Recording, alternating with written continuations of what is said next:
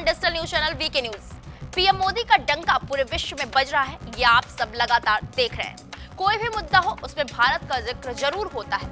Australia के PM ने तो यहाँ तक कह दिया कि अगर क्लाइमेट की चुनौतियों से निपटना है तो भारत को केंद्र में रखना पड़ेगा।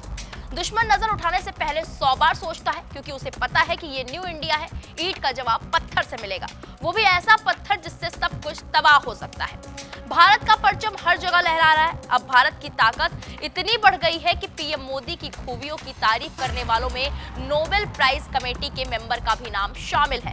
दरअसल नॉर्वे से नोबेल प्राइज कमेटी की टीम भारत पहुंची। ये वो कमेटी है जो पीस प्राइज का विजेता तय करती है। और सबसे बड़ी बात यह है कि इस कमेटी के डिप्टी लीडर ने प्रधानमंत्री नरेंद्र मोदी की जमकर तारीफ की है। उन्होंने कहा कि पीएम मोदी जैसे ताकतवर लीडर में शांति स्थापित करने की जबरदस्त क्षमता है।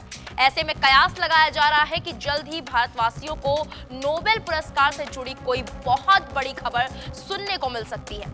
मीडिया रिपोर्ट्स के मुताबिक नोबेल पीस प्राइज का विजेता घोषित करने भारत आए नॉर्वे के नोबेल प्राइज कमेटी के डिप्टी लीडर एस्ले टोजे ने कहा, नोबेल पीस प्राइज के लिए हमें बड़ी संख्या में भारतीय नॉमिनेशन मिल रहे हैं। मैं उम्मीद कर रहा हूं कि दुनिया का हर नेता वो काम करे जो नोबेल पीस प्राइज के लिए जरूरी हो। उन्होंने प्रधानमंत्री नरेंद्र मोदी का जिक्र करते हुए कहा, मैं मोदी की कोशिश को फॉलो कर रहा हूं। मोदी जैसे ताकतवर लीडर में शांति स्थापित करने की जबरदस्त क्षमता है।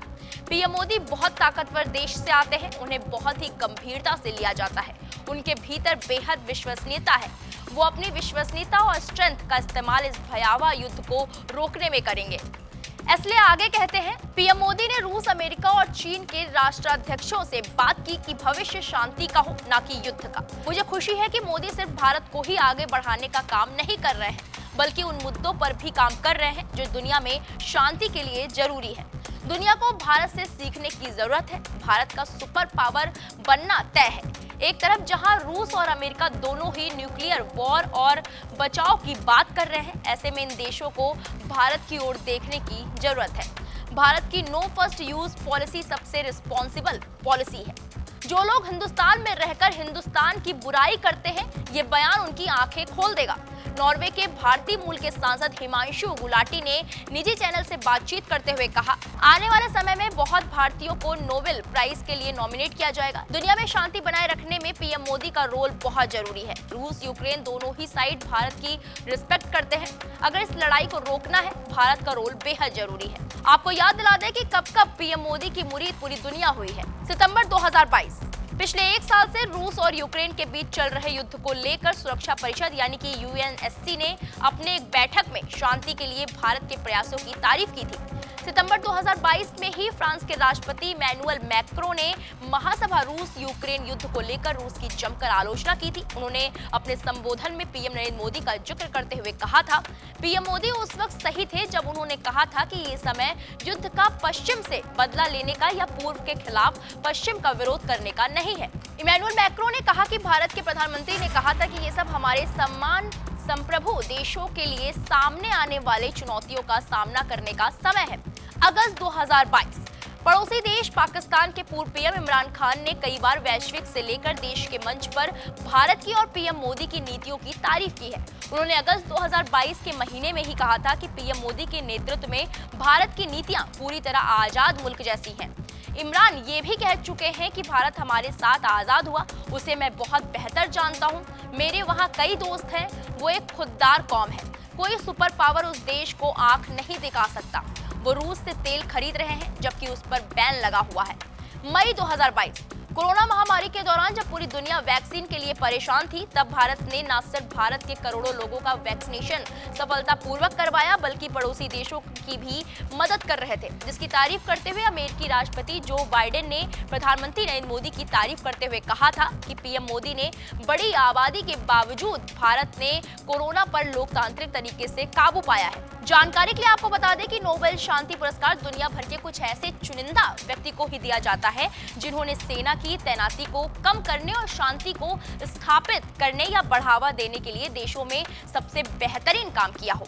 अब तक किसे किसे ये पुरस्कार मिला है, ये भी आपको दिखा देते हैं। अमेरिका के पूर्व राष्ट्रपति बराक ओबामा को साल 2009 में शांति पुरस्कार के सम्मान से नवाजा गया था। ये सम्मान उन्हें अंतर्राष्ट्रीय डिप्लोमेसी को मजबूत करने के लिए और लोगों के बीच सहयोग बढ़ाने की कोशिशों के लिए दिया गया था। इसके अलावा पूर्व अमेरिकी राष्ट्रपति जिमी कार्टर को साल 2002 में इस सम्मान से नवाजा गया था। यूरोपीय यूनियन को साल 2012, संयुक्त राष्ट्र और इसके जनरल सेक्रेटरी कोफी अन्नान को साल 2001 में और कलकत्ता के सेंट टेरेसा को साल 1979 में और 2014 में कैलाश सत्यार्थी और मलाला यूसुफजई सम्मान से नवाजा जा चुका है।